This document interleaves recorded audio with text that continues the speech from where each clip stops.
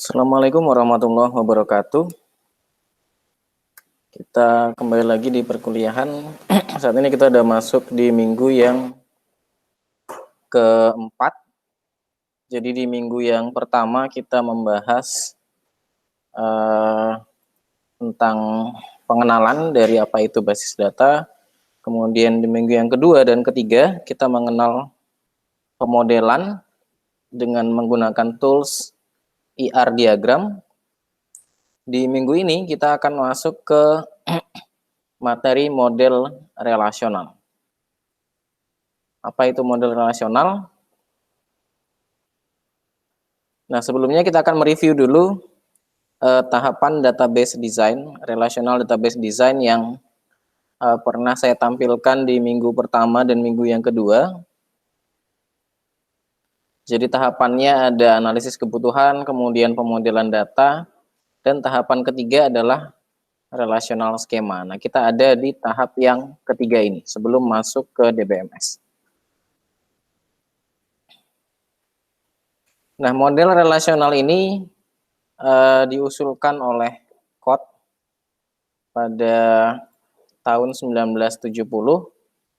Model saat itu adalah hierarki dan jaringan.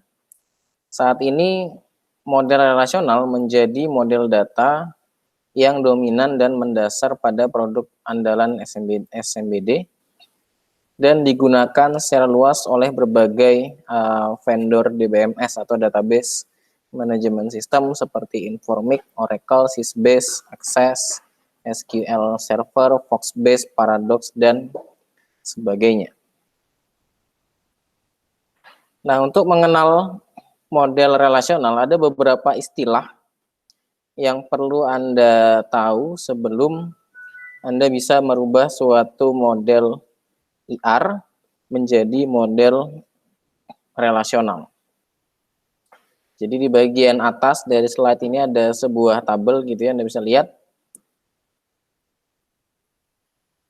Di sini ada istilah yang namanya relasi. Nah, jadi dalam model relasional, relasi itu artinya adalah tabel. Jadi satu relasi itu adalah satu tabel. Atau dalam istilah lain disebut sebagai file.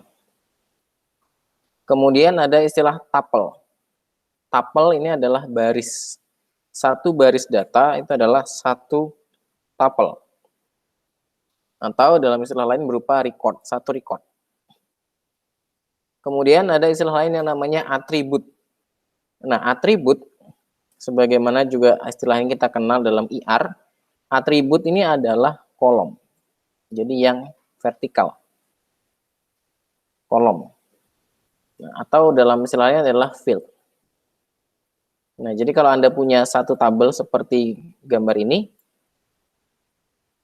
biasanya punya nama, tabel divisi atau relasi divisi. Nah, atributnya ada kode divisi, nama divisi, dan lokasi. Kemudian tupelnya ada baris yang pertama, baris yang kedua, baris ketiga, dan baris yang keempat. Nah, kemudian di dalam IR kita mengenal primary key atau kunci utama. Nah, di sini kode divisi merupakan primary key-nya. Kemudian ada lagi yang dikenal dengan kunci asing atau foreign key. Nah, foreign key adalah primary key dari satu tabel yang diacu di tabel yang lain. Dalam kasus ini kode divisi itu diacu di tabel pegawai. Jadi pegawai itu bekerja di suatu divisi. Nah, divisinya yang mana? Nah, inilah yang saling terhubung.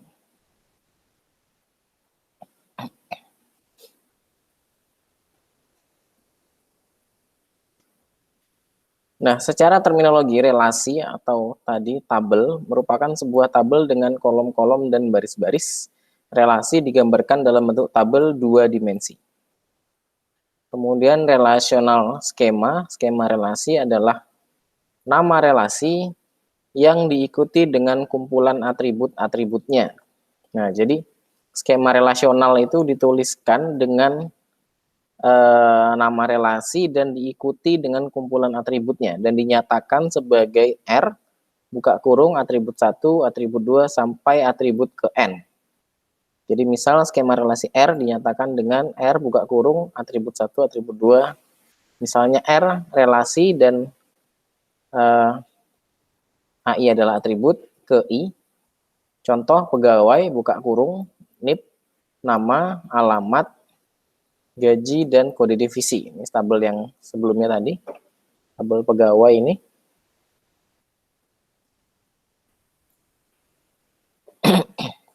Nah, jadi dia menyatakan suatu relasi atau suatu tabel pada skema relasional itu dengan format nama relasi, buka kurung, diikuti dengan atribut-atribut yang ada di dalam relasi. Nah, atribut merupakan kolom. Jadi tadi atribut adalah kolom dari suatu relasi yang mempunyai nama. Atribut pada suatu relasi tidak harus tersusun secara khusus, jadi tidak ada urutannya. Jadi misalnya mau NIP duluan atau mau nama yang duluan, alamat duluan itu bebas. Kemudian tuple itu merupakan satu baris data dari suatu relasi. Nah, satu tuple berarti nilainya adalah sejumlah atributnya. Misalnya tadi relasi pegawai ada 5 atribut, berarti akan ada 5 nilai. Ada NIP, ada nama, ada alamat, gaji, dan kode divisi. Kemudian ada lagi yang disebut dengan domain. Domain merupakan kumpulan nilai-nilai data yang mungkin untuk suatu atribut, atau bisa dibilang yang diperbolehkan untuk mengisi suatu atribut dan bersifat atomik. Apa itu atomik? Atomik artinya suatu data itu bersifat tunggal dan tidak bisa dipecah menjadi bagian yang lebih kecil. Nah, sedangkan domain tadi adalah nilai yang mungkin atau diperbolehkan untuk suatu atribut.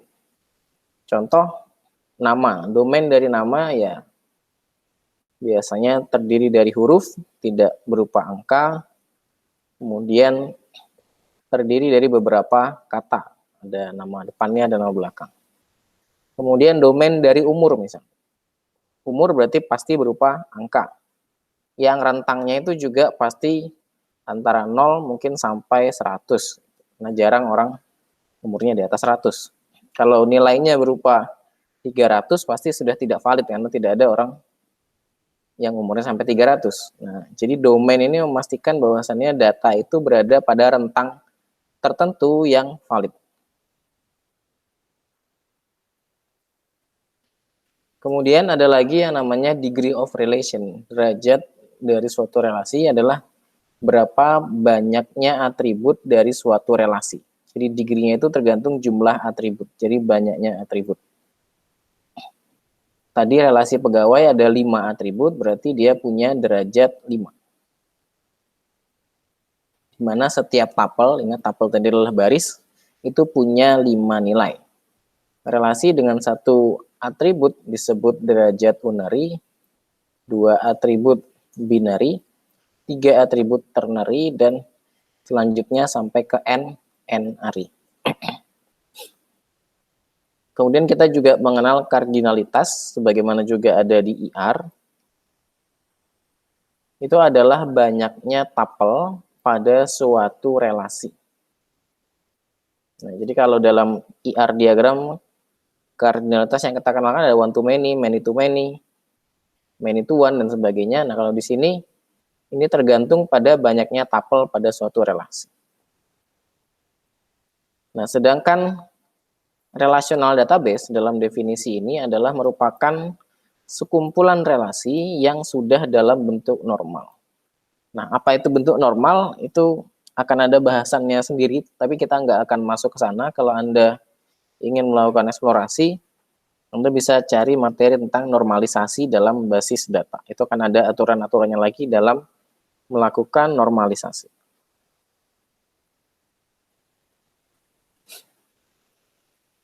Nah, dalam sebuah relasi atau sebuah tabel, ada beberapa karakteristik. Yang pertama, setiap relasi itu punya nama yang nama ini harus berbeda dengan nama relasi yang lain. Dan nama relasi ini biasanya tidak boleh menggunakan spasi. Sehingga nama relasinya ini kalau dia terdiri atas dua kata bisa Anda gabungkan atau Anda batasi dengan underscore. Kemudian setiap sel dari relasi itu mempunyai hanya satu nilai atau atomik. Atomik yaitu nilai yang tidak bisa dipecah menjadi beberapa bagian atau beberapa nilai. Satu sel itu satu nilai. Misal kita punya kolom nama, berarti isinya ya hanya nama saja. Tidak bisa kita punya kolom nama dan alamat digabung jadi satu kolom. Karena nanti dia nilai yang diisi tidak atomik lagi, karena bisa jadi berisi nama beserta alamatnya. Atau kalau kita memperlakukan nama dengan terpisah, jadi kalau di Indonesia mungkin agak jarang, tapi kalau di luar biasanya orang memisahkan first name dan last name, karena last name itu biasanya nama keluarga. Nah, sehingga kalau kita buat hanya name, artinya name ini tidak atomik, karena name ini ada first name di dalamnya dan ada last name. Nah, tapi tentunya ini tergantung bagaimana kita ingin mengorganisir data kita. Kalau kita asumsikan bahwasannya nama itu adalah atomik, satu kesatuan yang tidak dipecah lagi, berarti dia atomik. Kemudian setiap atribut atau kolom itu mempunyai nama yang harus berbeda-beda, dan nilai suatu atribut itu bersifat atomik tadi dan berasal dari domain yang sama. Maksudnya dalam satu kolom. Jadi misalnya tadi saya bilang umur itu domainnya berarti angka dari 0 sampai 100. Jadi semua nilai yang mengisi umur itu semuanya harus angka 0 sampai 100. Tidak boleh misalnya data yang di atas ngisinya umur 25, yang di bawahnya ngisi pakai huruf 25. Atau mengisi dengan yang lain.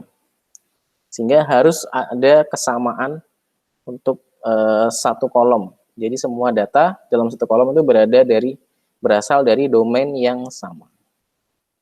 Nah, atribut itu tidak harus tersusun secara khusus, tadi tidak ada urutan yang harus diikuti. Kemudian setiap tuple itu harus berbeda. Bagaimana caranya agar dia berbeda? Dia punya kunci atau primary key. Dan tidak ada tuple yang rangkap. Kemudian tuple tidak harus tersusun secara khusus sama seperti atribut tadi. Kenapa tidak? Karena nanti pada saat kita melakukan query pada database itu kita bisa menyusun dengan sesuai kebutuhan kita. Jadi pada saat dia disimpan itu tidak ada aturan khusus tentang urutan. Nah, kemudian pertanyaannya adalah bagaimana kemudian kita mengubah suatu IR diagram. Tadi kan model relasional adalah tahapan setelah IR diagram, sehingga rancangan IR diagram kita itu harus diubah menjadi skema relasional. Nah, bagaimana cara mengubahnya? Ada beberapa aturan-aturan yang harus diikuti dalam melakukan perubahan IR diagram menjadi model relasional. Yang pertama, entitas. Aturan yang pertama adalah ubah setiap entitas kuat. Ingat lagi bahwa entitas kuat itu adalah entitas yang punya cukup atribut untuk dibuat menjadi primary key, dan entitas lemah adalah sebaliknya. Sehingga entitas kuat itu diubah menjadi tabel atau relasi dengan suatu key. Jadi contoh di sini kita punya employee, jadi punya entitas employee dengan serial number, name, dan lot. Hingga ketika diubah, dia menjadi employee dengan 3 atribut yaitu SSN, name, dan lot. Dia membentuk tabel seperti ini. Jadi pada dasarnya entitas itu menjadi tabel, entitas kuat yang ada primary key-nya.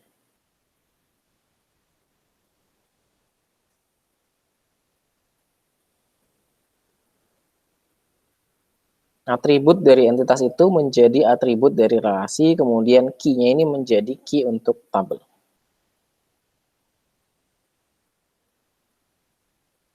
Kemudian aturan yang kedua, buat sebuah tabel untuk setiap atribut multi-value. Nah, jadi kalau ada atribut yang multi-value, itu dibuat menjadi satu tabel. Kenapa? Nanti kita coba lihat di sini. Nah, beberapa DBMS, jadi ada beberapa tipe software DBMS itu yang memungkinkan atau memperbolehkan atribut multi-value. Kemarin multi-value adalah atribut yang nilainya lebih dari satu. Misalnya nomor handphone. Kan biasanya umum ya, orang punya lebih dari satu nomor handphone. Atau kasus di praktikum kita yang minggu lalu itu ada magazine yang didistribusikan di beberapa kota. Gitu. Nah, artinya kan nilai dari atribut ini tidak lagi atomik. Misalnya nomor handphone 1 08 sekian, nomor handphone kedua 08 599 sekian. Nomor handphone yang ketiga ini. Nah, sehingga nilainya tidak lagi atomik dan ini tidak boleh. Jadi pada dasarnya kita membuat setiap ada multi value maka kita buat tabel tersendiri. Aturannya bagaimana? Misalnya gini. Seorang employee itu punya beberapa office. Nah, jadi employee tadi ada SSN, serial number, ada employee name, dan ada office-nya. Nah, kalau misalnya dia office-nya lebih dari satu, maka kita ambil primary key-nya, SSN-nya, dan kita pindahkan office-nya ke relasi yang baru. Jadi employee, serial number, dan employee name, kemudian ada office assignment, jadi penempatan di office-nya, yang pertama ada SSN, ada number-nya, kemudian nama office. Jadi dengan begini misalnya employee 1 ada di office A. Employee 1 juga ada bisa di office B, C, dan seterusnya. Jadi bisa multiple office. Ini contoh datanya. Nah, jadi kalau kita batasi ya. Jadi kalau misalnya satu employee itu menempati satu office, maka datanya akan seperti ini. Kenapa tidak kita buat lagi 12 mid office-nya? Karena primary key-nya adalah SSN. Sehingga kalau ini primary key, nomor ini dia tidak boleh double. Nah, dalam kasus office assignment, kita jadikan dua-duanya ini menjadi primary key. Jadi ada nomor employee, kemudian nama, kemudian ada nomor employee dan office yang dua-duanya di sini di garis bawahi itu adalah menjadi primary key. Jadi kombinasi dari dua inilah yang menjadi primary key-nya. Nah, kan kita lihat sini tidak ada kombinasi yang sama, tidak ada 12 dan 105 yang muncul dua kali. 12, 106, 12, 1010 dan sebagainya. Nah, jadi dengan memisahkan seperti ini akan lebih memfasilitasi multiple value yang akan muncul pada suatu atribut. Jadi itu aturan yang kedua, buat satu tabel untuk setiap atribut multi value. Kemudian aturan yang ketiga, ketika ada relationship many to many, maka diubah juga menjadi sebuah tabel. Jadi setiap ada relationship ini, relationship many to many, itu dibuat menjadi suatu tabel. Misalnya ini kita punya project dengan beberapa atributnya. Ini sengaja tidak digambarkan untuk simplifikasi, tapi anggaplah atributnya adalah project number, kemudian project name, dan due date. Kemudian employee, jadi employee itu mengerjakan suatu project atau ditugaskan dalam satu project. Employee tadi ada serial number, employee name, dan ada office-nya. Nah, kemudian kalau kita bikin entitas, kalau kita bikin tabel atau relasi dari assignment, apa isi atributnya? Atributnya adalah primary key dari project dan employee, atau primary key dari semua entitas yang terhubung. Jadi kalau ada satu lagi pun, ada entitas lagi di sini, misalnya departemen gitu, maka primary key dari departemen pun ikut di sini.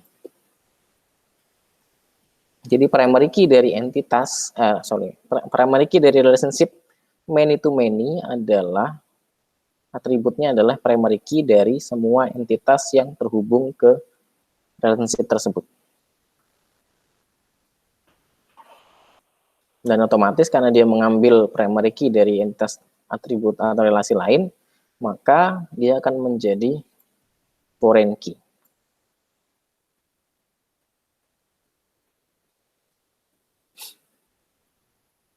Kemudian bagaimana dengan relationship yang sifatnya one to many? Di sini ada sisi one-nya, ada panahnya.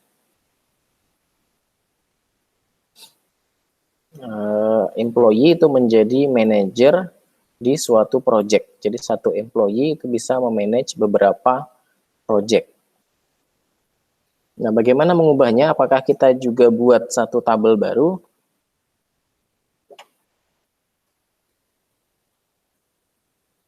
Maka untuk relationship one to many itu kita membuat sebuah relasi. Bisa kita buat relasi jadi serial number dan project number. Atau kita tidak usah membuat relasi atau tabel baru, tapi cukup pindahkan atau tambahkan sebuah foreign key. Jadi ambil primary key dari sisi one itu ke sisi many. Di sini yang sisi many adalah project-nya. Nah, sehingga kita ambil atribut primary key dari employee, yaitu SSN, ditambahkan ke relasi project, yaitu menjadi manager. Nah, jadi manager adalah foreign key atau referensi ke relation employee. Nilai manager harus merupakan salah satu dari SSN. Jadi kalau dia foreign key kan tadi mengambil primary key dari relasi atau tabel yang lain. Nah, karena dia foreign key, nilainya harus merujuk ke relasi tersebut. Nah, jadi tidak perlu merepresentasikan sebagai suatu tabel di cara yang kedua ini. Jadi untuk setiap one to many atau sama saja kan many to one, tambahkan key, primary key dari sisi one ke sisi many.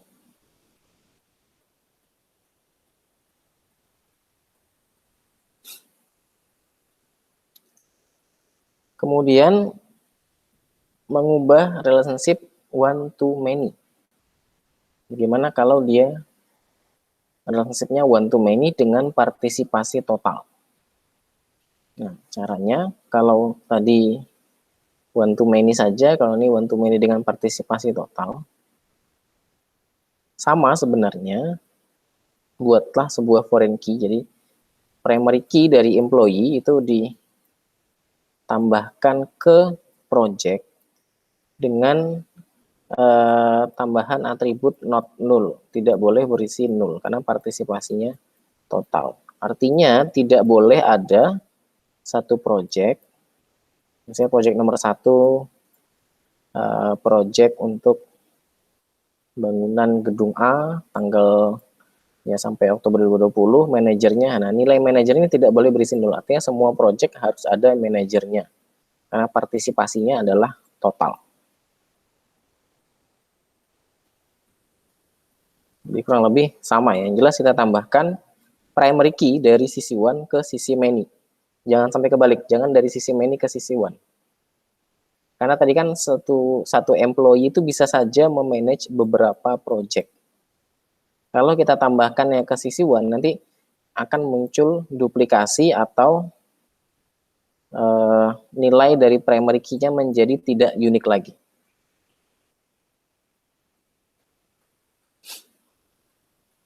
Nah, bagaimana jika misalnya dalam relationship many to many tadi ada atribut yang menempel di relationship-nya. Tadi kan employee, manage, project. Maka tadi kan ambil primary key dari project dan employee menjadi atribut dari relationship-nya. Nah, maka kalau relationship-nya itu sendiri punya atribut, maka ditambahkan langsung di sebelah sini. Seperti ini. Jadi tambahkan atribut dari relationship ke tabel yang melambangkan relationship. Tambahkan ke relasi ini. Nah, sehingga dia bisa dengan jelas gitu ya, kalau Anda merepresentasikan datanya, misalnya project 1 dipimpin oleh employee nomor 1 sebagai apa? Sebagai manajer.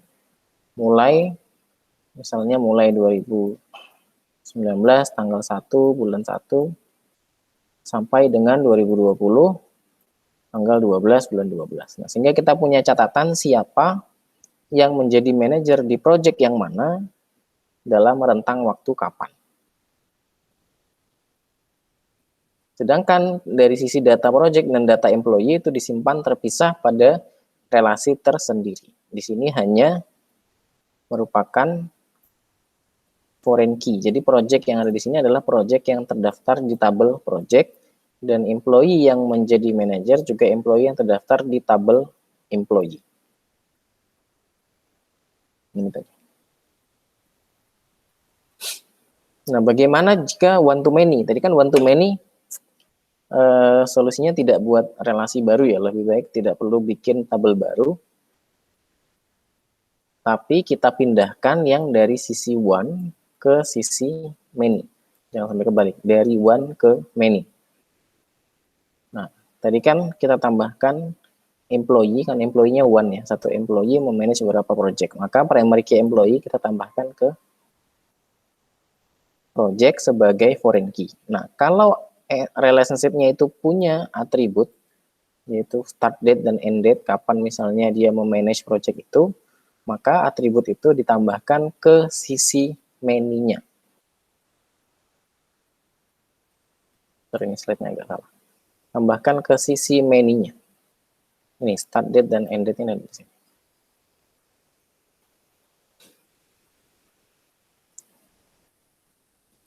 Nah, kemudian aturan selanjutnya adalah bagaimana kita mengubah himpunan entitas lemah. Tadi kan ada entitas kuatnya. Nah, entitas lemah dan identifying relationship. Jadi kalau ada entitas lemah, itu pasti dia terhubung dengan partisipasi total dan identifying relationship. Jadi garisnya selalu semuanya double. Nah, itu tetap diterjemahkan menjadi satu tabel, tapi juga harus meliputi key dari entitas kuat sebagai foreign key. Jika entitas pemilik dihapus, maka semua entitas lemah yang terhubung juga harus dihapus. Maksudnya gimana? Misalnya di sini ada loan. Ada pinjaman nomor 1 gitu ya, sebanyak 10 juta. Nah, kemudian kan dia dicicil.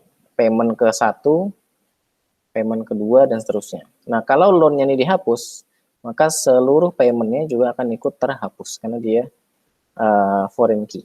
Nah, bagaimana implementasinya? Kalau dalam basis data itu kita menggunakan yang namanya on delete cascade. Tapi ini nanti masuk ke SQL-nya lah ya. Itu nanti akan dibahas lebih lanjut. Yang jelas, entitas lemah itu tetap diterjemahkan menjadi satu tabel dengan catatan dia harus mengambil primary key dari identifying entitasnya atau entitas kuat yang terhubungnya untuk menjadi primary key di sini. Sorry, foreign key. Jadi ada ini kan loan payment, payment number, payment amount, payment date, loan number.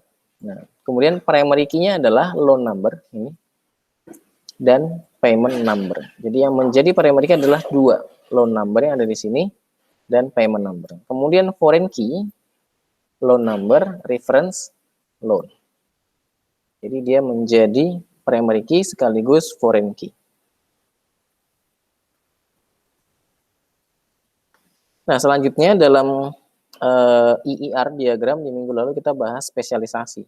Nah, bagaimana kita mengubah spesialisasi menjadi model relasional. Nah, ini ada beberapa alternatif. Yang pertama adalah ER style. Jadi untuk setiap entitas, buat relation yang meliputi atribut key dari root dan semua entitas. Maksudnya apa? Di sini kan employee key-nya adalah SSN ya, serial number. Nah, maka kalau dia ada entitas, berarti kan ada employee relasinya, ada profesor dan ada RA atau research assistant gitu ya. Nah, jadi akan ada tiga. Di sini ada employee, ada profesor, dan ada RA. Nah, meliputi key, jadi key-nya ini diambil di atas dan juga di bawah.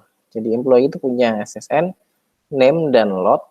Profesor itu punya SSN dan atribut dia sendiri area.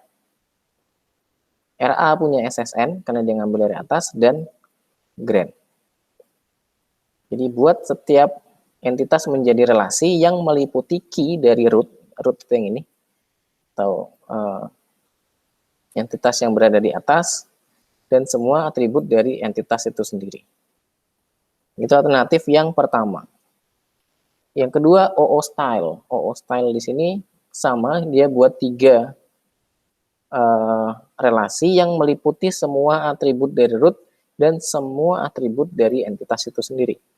Kan tadi di rootnya ada primary key-nya SSN, name, dan lot. Kemudian ditambahkan area dan grant. Jadi employee itu punya SSN, name, lot. Profesor itu punya SSN, name, lot juga ditambah area. RA itu punya juga SSN, name, dan lot. Kemudian grant. Nah, tapi style seperti ini itu agak bermasalah karena nanti terlalu banyak duplikasi dalam datanya. Nah, kemudian ada alternatif yang ketiga, itu semua entitas ini yang dispesialisasi, yang ada tiga ini, digabungkan menjadi satu relasi.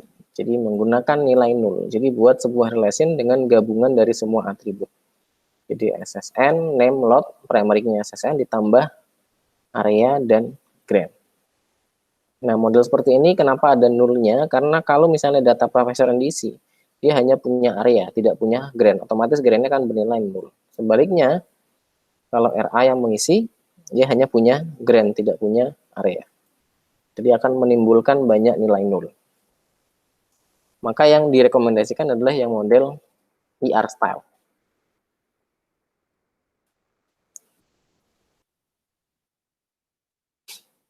Nah, kemudian agregasi. Kita kemarin di ER itu mengenal yang namanya agregasi.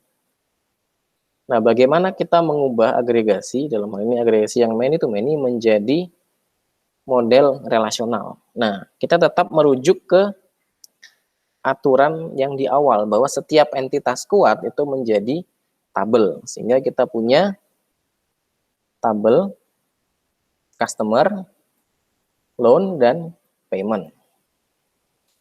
Sini ada customer, loan, dan payment. Kemudian di sini ada dua relasi yang sifatnya adalah many to many. Nah, balik lagi juga ke aturan yang tadi, setiap many to many itu dibuat menjadi relasi atau tabel.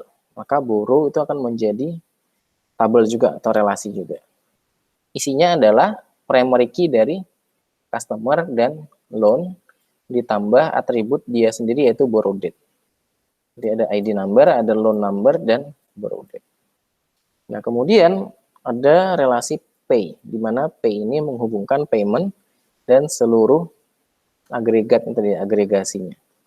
Nah, sehingga isi dari pay ini adalah ID number, ini diambil dari customer, karena dia tetap terhubung juga kan ke customer dengan agregasi. Kemudian loan number dari loan, dan payment number dari payment.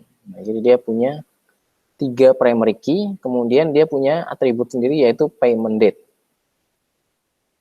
Muncul di sini payment date.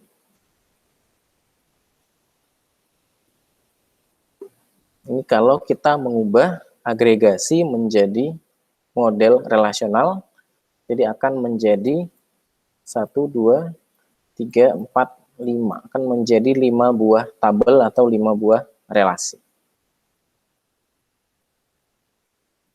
Ini contohnya, misalnya kita contohkan data gitu ya.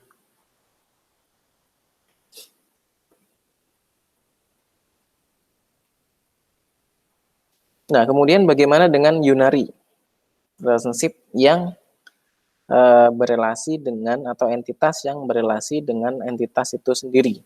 Artinya hanya ada satu entitas yang terlibat dalam relationship.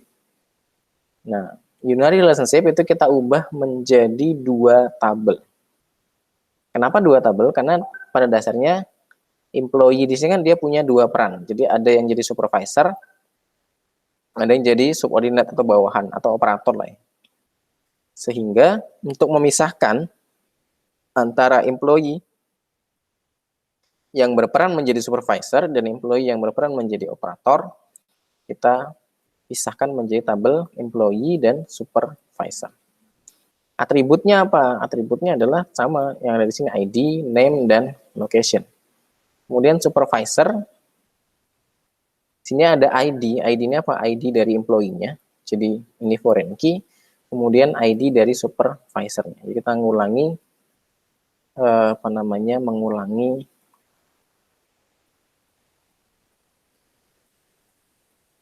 si primary key-nya 2 kali. Dan dua-duanya sebenarnya adalah foreign key juga ke employee. Karena gini, ini digambarkan dengan contoh data biar lebih mudah dipahami. Misalnya kita punya 3 orang karyawan, 100 kira lokasi di Batam. 1002 itu namanya Dina di Bandung, 1003 namanya Sisi di Jakarta. Nah, kemudian tabel kedua adalah supervisor. Jadi 1002 ini si Dina, lokasi di Bandung. Berarti dia adalah subordinate atau operator dengan atasan atau supervisornya adalah 1001. Siapa 101? Itu adalah Ira. Berarti dari sini kita tahu yang supervisor adalah Ira. Nah, mereka sama-sama employee, tapi ada yang berperan sebagai supervisor, ada yang berperan menjadi subordinate. Nah, jadi untuk memperjelas hubungan siapa yang supervisor, siapa yang subordinate, kita buat satu tabel yang menyatakan itu. Siapa yang menjadi supervisor, siapa bawahannya siapa, siapa atasannya siapa. Jadi pegawai yang mana yang harus, ini kan nama relasinya responsible. Jadi pegawai yang mana yang bertanggung jawab pada pegawai yang lain sebagai atasan ataupun sebagai bawahan. Oke. Kemudian ada lagi multi value dan composite atribut. Tadi dibilang bahwasannya kalau multi value maka dibuat menjadi tabel tersendiri. Jadi misalnya kita punya buku. Bagaimana mengubahnya? Di sini kita ada beberapa. Ini ada kompositnya. Publish date ini kan kompositnya. Dia terdiri dari bulan dan tahun. Kemudian author ini adalah multi value. Jadi kita punya entitas buku di mana biasanya buku itu bisa terdiri atas beberapa penulis kan. Biasanya penulisnya bisa enggak satu gitu ya. Nah, maka implementasinya adalah kita jadikan satu entitas buku ini menjadi satu relation atau satu tabel yang isinya adalah book ID sebagai primary key, kemudian title, judul bukunya, kemudian month dan year, yaitu publish date yang komposit. Nah, jadi kalau komposit atribut, maka yang diambil adalah cabang-cabangnya saja, tidak perlu publish date-nya lagi.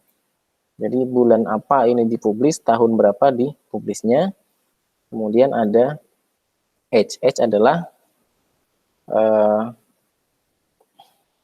derivatif atau atribut yang nilainya diambil dari atribut lain. Nah, dia tetap menjadi kolom atau atribut seperti yang lain. Nah, kemudian untuk author, karena dia multi value, maka author info dibuat menjadi relasi atau tabel baru dengan mengambil primary key dari book, book ID, dan author. Nah, di sini contohkan juga datanya, misalnya buku nomor 1, judulnya database, terbitnya Januari 2013, berarti sudah 1 tahun 9 bulan misalnya. Nah, buku 1 itu yang menulis adalah Sri Rezeki dan Sri Rahayu. Buku yang kedua, struktur data yang menulis adalah Fitri Marlina, dan sebagainya. Nah, jadi kita bisa menuliskan multiple author untuk setiap buku yang ada di sini. Itu untuk multi value dan composite attribute. Nah, kemudian tadi kita juga bahas tentang relationship kan. Relationship ada yang many to many jadi tabel, one to many pindahkan sisi one ke sisi many. Nah, bagaimana kalau dia one to one? Nah, kalau one to one ini dia bebas. Maksudnya bebas. Pilih salah satu primary key karena ini sama-sama one, sama-sama ada panahnya.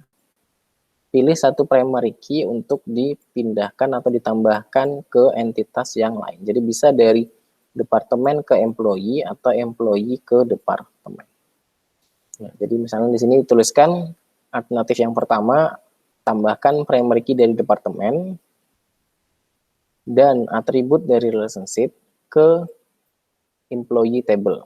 Jadi employee itu ID, nama, lokasi, departemen number, dan start date gitu ya. Nah, departemen isinya departemen number tadi yang dirujuk oleh employee tadi, departemen name, dan budget. Jadi karena dia sudah one to one ya, satu employee itu memanage atau adalah manajer dari satu departemen. Nah, sehingga bebas misalnya departemen mana yang ditulis siapa manajernya, atau employee mana yang ditulis dia memanage departemen yang mana. Nah, sehingga alternatif kedua adalah add primary key of employee dan relationship dari atributnya itu ke departemen. Jadi departemen yang bertambah atributnya. ID dari employee, siapa manajer dari departemen ini, kemudian kapan dia mulai jadi manajer di departemen tersebut. Jadi ini bisa dipilih salah satu alternatif dari dua yang tersedia untuk relationship yang sifatnya one to one. Nah, ini contoh datanya.